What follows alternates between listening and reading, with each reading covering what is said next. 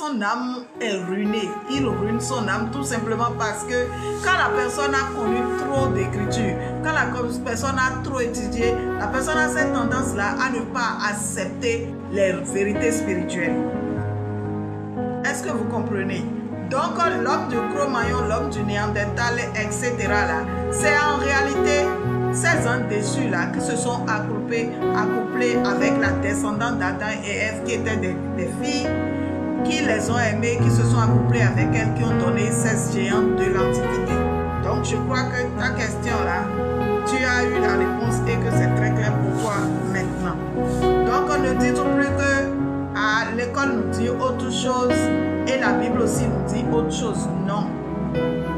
Tout ce que nous avons entendu, tout ce que nous avons appris à l'école, toutes ces choses-là ont leur nature, toutes ces choses-là ont leur explication dans la Bible.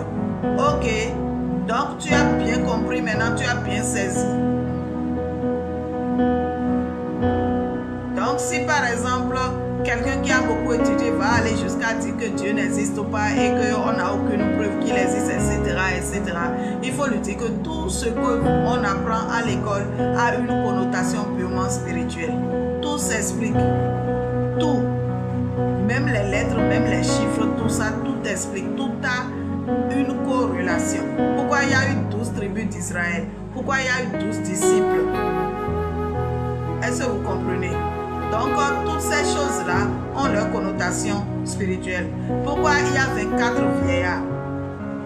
Vous devez comprendre que les 24 vieillards, c'est tout simplement les 12 tribus d'Israël et les 12 apôtres de Jésus-Christ.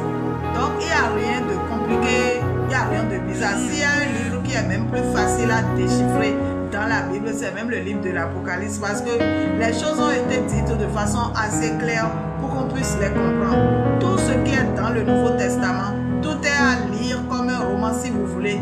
La seule chose à demander, c'est que le Saint-Esprit nous éclaire sur ce qu'on est en train de dire. Sinon,